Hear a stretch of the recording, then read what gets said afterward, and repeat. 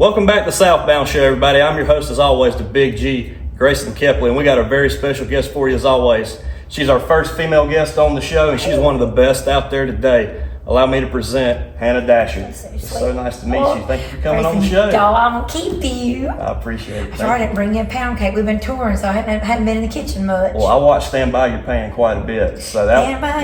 You do? You Yes, like ma'am. to cook? You like to eat?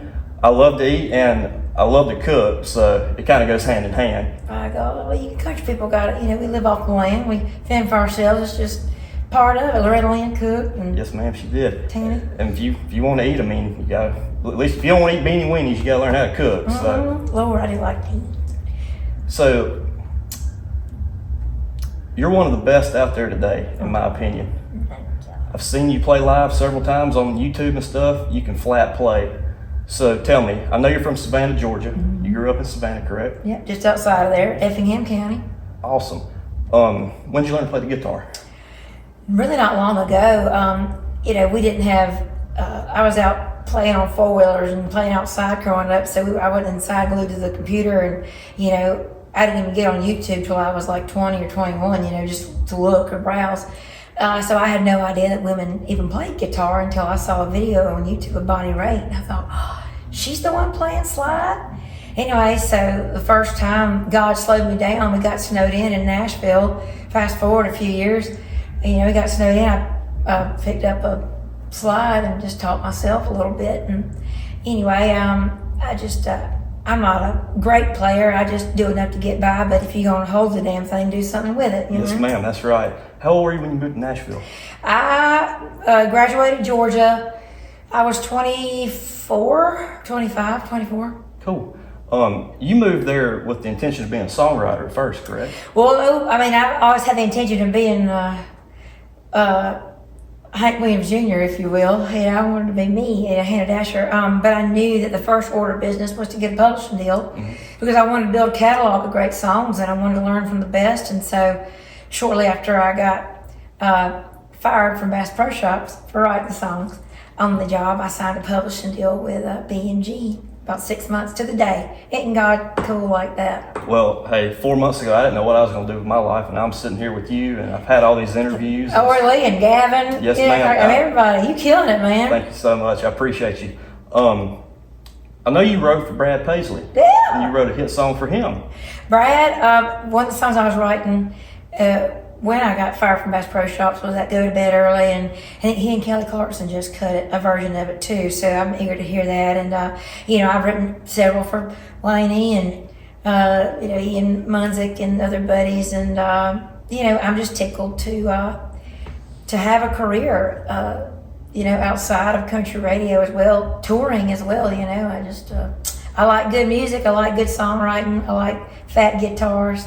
Well, doing what you love is a special thing, and it's come my way, it's come your way, and it's just a special thing. So you mentioned Hank Jr., wanting to be Hank Jr. Bocephus. I know you've opened for Bocephus several times. Oh yeah. I would be starstruck if I ever met Hank Jr. Tell me, what is that like? Well, I'm kind of scared of my heroes. I try not to, you know, stick around too much, but you know, he had just turned 70 the first time I opened him a few years ago, and he came by and introduced himself.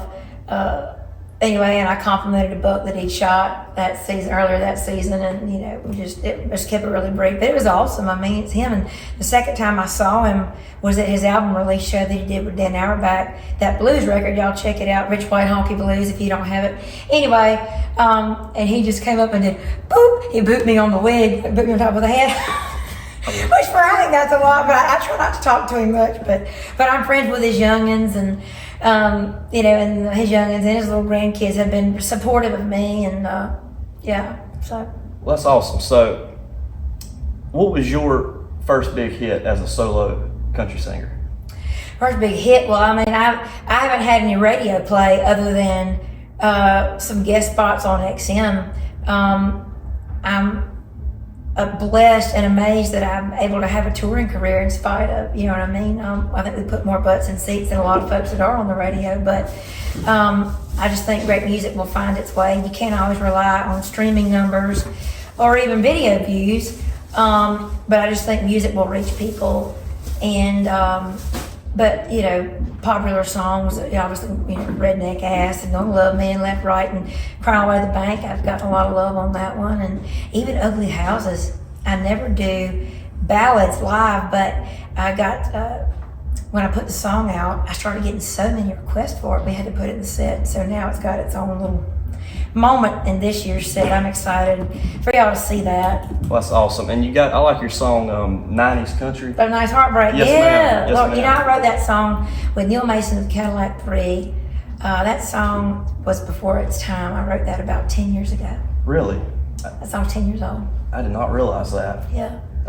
Yeah. Before, I know Lauren Elena had that Ladies in the 90s or something that came out a few years ago, and I think Sam Hunt put out a thing, but which I was fussing at the label at the time. I'm like, y'all need to really, because they love 90s Heartbreak. They signed me on the spot. Anyway, I'm like, y'all need to release this. I'm telling you, 90s country's coming back, and 90s pedal steel and all that. And they're like, I was told I was too country or too rock for country, and anyway, but that's fine. Anyway, but I'm glad to see I'm glad to see that it's catching on. I knew I wasn't wrong. Well, your music's got a real, I've told Cornbread, it's got a real thumping beat. I love the beat that your music's got. Who all influenced your style? I know you mentioned Tank Jr. and all these people. Love him. Oh yeah. I love a greasy rhythm section. I go to Aretha Franklin is one of my heroes as well. And the Swampers were just so greasy and groovy. And I go to Mount Zion, I go to a Black Baptist church just because the band's that damn good. Yes, it's just, it thumps, it's greasy. And they'll get you. They'll turn you on to the Lord in there. Oh, well, they'll get going. Hallelujah. Yes, ma'am. But growing up in the Southeast, around the beach, my parents listened to a lot of Motown, and so that soul and Motown is a big influence what I do. And then, Tom Petty. Absolutely.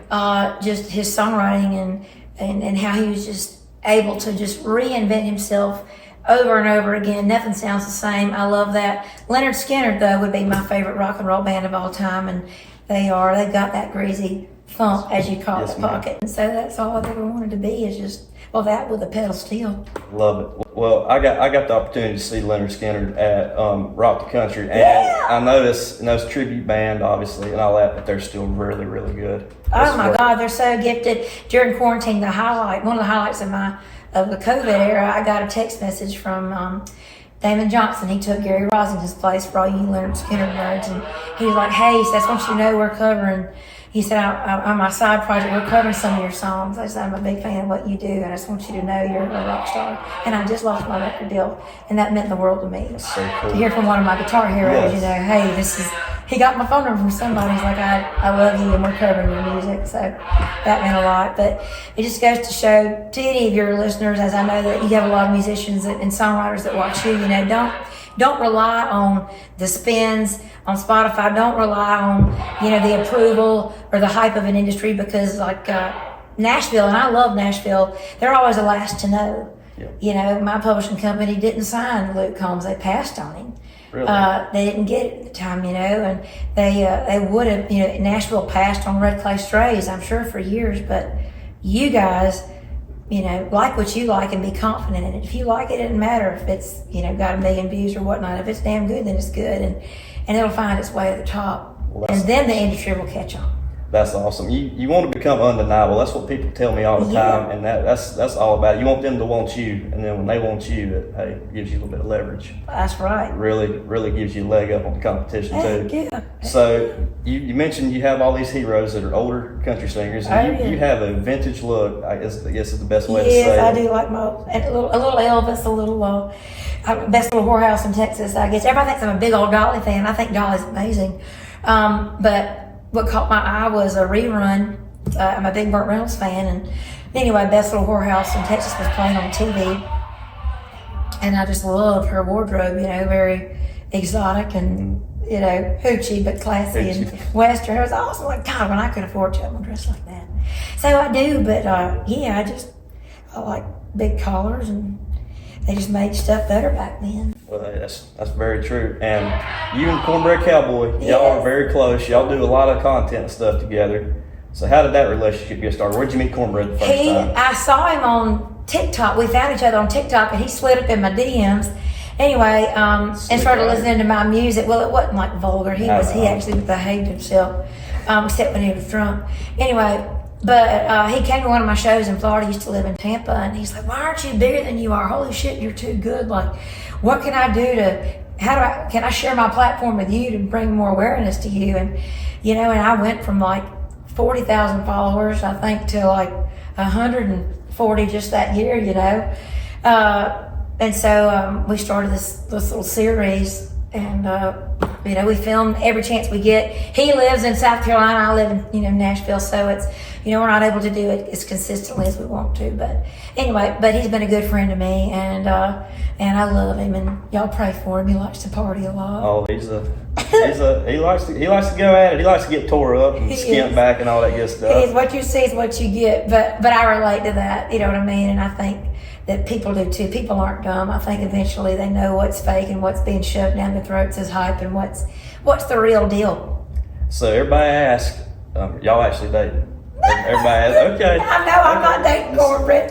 The camera chemistry is undeniable. I know, and I love him to pieces. But no, it's just for y'all's entertainment. I believe he's dating a girl.